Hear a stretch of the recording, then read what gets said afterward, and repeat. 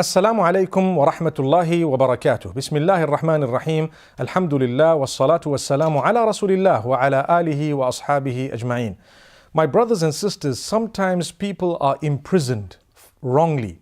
Sometimes the law is guilty of finding the innocent guilty and jails them. But because there was evidence in that regard, or whatever it may have been, in some places it could have even been corruption. Not everyone in prison is guilty of a crime. Remember this.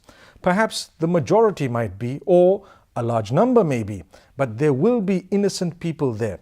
Even those who are in the prisons, at times we tend to forget that the idea is to correct them, to be able to come out and reintegrate into society and community in a more constructive way. That's the reason why we imprison people who are criminals. So my brothers and sisters, if you were to look at the story of the Prophet Yusuf alayhi salam, he actually prayed to be imprisoned wrongly, rather than be forced to transgress against Allah. On one hand, he could have just committed the act of immorality and come out free. That might have led one after the other to whatever it may have led. It didn't happen, so we don't know. But he chose to ask Allah, "Oh Allah, I'd love to be jailed rather than to go against you." Look at that. So Allah decided subhanahu wa ta'ala to grant him the prayer. He was jailed. He was falsely accused. He was found guilty of a crime he never committed. That's why I started the way I did. And he was jailed, but he was so content. He seized the opportunity of him being in prison, doing things that were so constructive. If you are incarcerated, or if you know of someone who is there, remember, my brothers and sisters, use the time wisely. You know what? Praise Allah. Get closer to Allah. Perhaps educate yourself. Speak to the others. Talk about something. If you're alone, at least praise Allah. Get closer to Allah. Do something constructive. Your time cannot be wasted. And as for depression and sadness, there is no room for it in that particular circumstance, because if you were to think about how long I'm going to be jailed for, and you know what, I was so innocent, and the law has found me guilty of something I haven't even done, and if you keep on thinking on those lines, perhaps you may lose your contentment. But if you know, I believe in the Almighty, I've done nothing wrong, and I'm sitting here, and really, I know the Almighty has a plan for me. And you live up to the last day, either you will be released or you may die. The death, obviously people don't want to talk about it, but it may happen.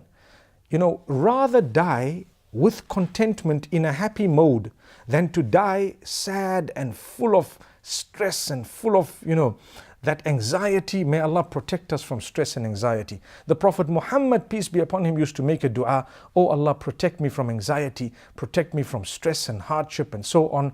So many du'as. We spoke about supplications from Revelation last year. But my brothers and sisters, what we need to know is, when you're in a difficult position, make the most of it. Learn from the story of the Prophet Yusuf alayhi salam. He was content in the prison. He spoke to his mates about Allah. He addressed them on many issues. He served them. He proved to them that he was a very great person. And he reminded them time and again of what was right. You can use your time in a good way. Allah knows why He put you there. He may have wanted you to be in certain company. He might have wanted you to learn a lesson. And if you were, or if you are guilty, and you did deserve some form of a punishment, then my brothers and sisters, it's not the end of the world. Change your life, change your thinking, correct yourself, become a person who promises that they will not repeat whatever they have done in order to get there. When you come out, inshallah, we'd love to see you reintegrated in society such that you can contribute positively to the communities. May Allah subhanahu wa ta'ala grant us ease. So Allah subhanahu wa ta'ala gives us that beautiful example in Surah Yusuf of the time when he was put into prison. Similarly, when it comes to his father Yaqub alayhi salam, he lost his son, and he lost another son, and he was crying, and he lost his eyesight. And Allah subhanahu wa ta'ala is addressing him, and he is complaining to Allah, and he is so content with his tears. When you cry, it doesn't mean you're not content. Those who've lost loved ones and they cry. Those who've suffered a loss and they cry. Crying does not necessarily depict lack of contentment. I could be very content and I'm still crying because I'm sad at the loss of a person I loved. May Allah make it easy for all those who've lost loved ones. You can cry. The tears that roll down are tears of mercy, but your contentment is intact. Intact. Look at Yusuf alayhi salam. He kept crying, but he kept saying, أَعْلَمُ مِنَ اللَّهِ مَا لَا تَعْلَمُونَ. O my sons, I know from Allah that which you don't know.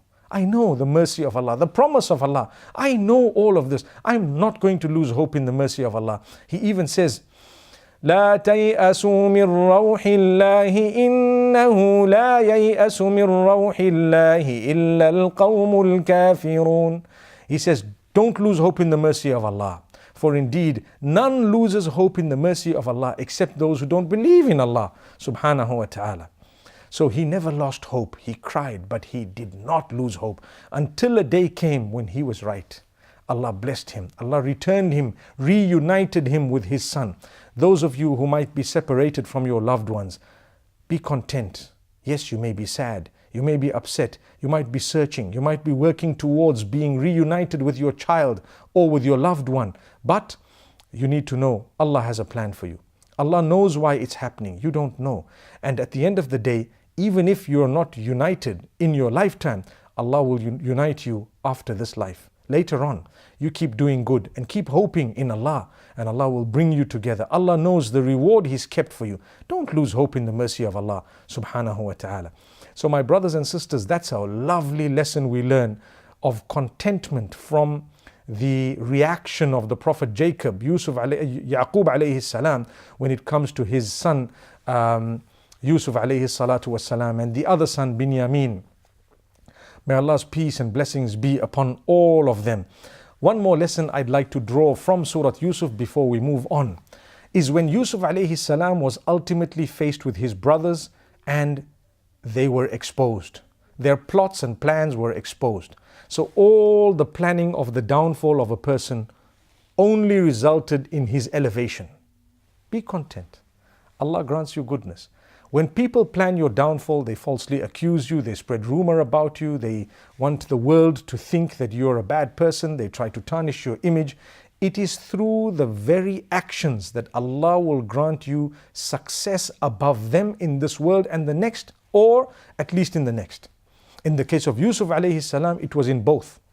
Allah elevated his status as a direct result of the actions of his own brothers who wanted to drop him below them.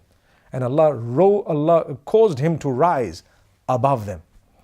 So this is why right at the end, he was so happy, so content.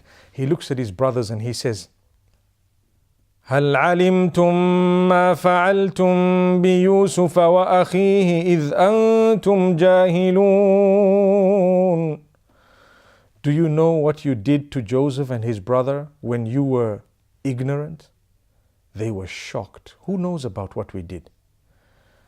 أَإِنَّكَ لَأَنْتَ يُوسُف.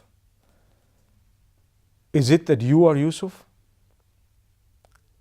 He says, أَنَا يُوسُفُ وَهَذَا أَخِي قَدْ مَنَّ اللَّهُ عَلَيْنَا إِنَّهُ مَنْ يَتَّقِ وَيَصْبِرْ فَإِنَّ اللَّهَ لَا يُضِيعُ أَجْرَ الْمُحْسِنِينَ.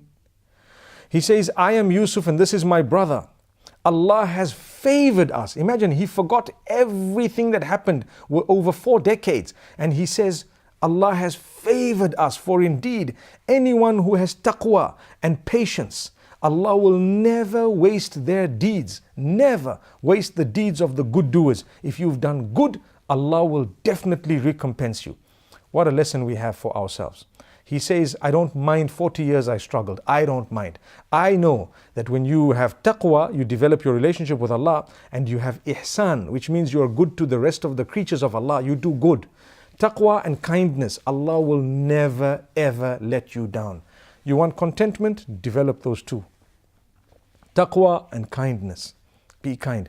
Some of us have one. Some people are very kind, but they don't have the consciousness of Allah. And some people are very conscious of Allah in their ibadah, but they're not kind at all. They are rough with their own family members. They are very hurtful, very abusive, no understanding, no communication, nothing. Be careful. This was a lesson.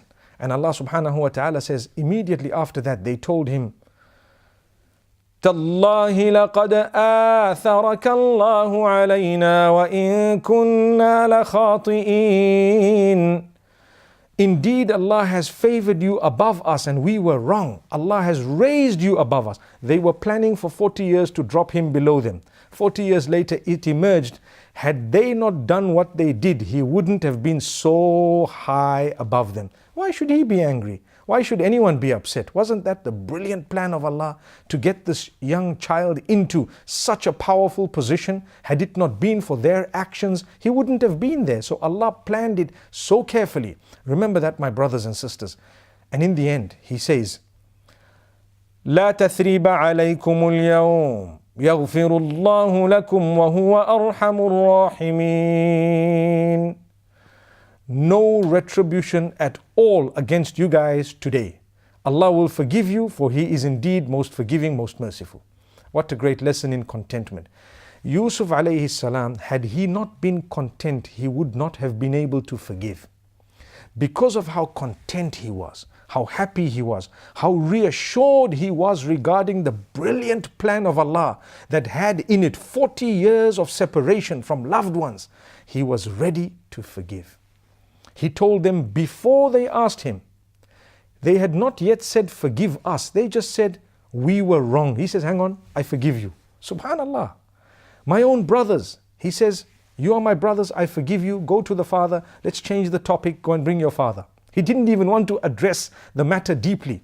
Imagine what type of contentment you will achieve by releasing, by forgiving, starting with your own family members.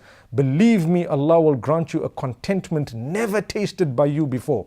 أقول قولي هذا وصلى الله وسلم وبارك على نبينا محمد. الذين آمنوا وتطمئن قلوبهم بذكر الله ألا بذكر الله تطمئن القلوب.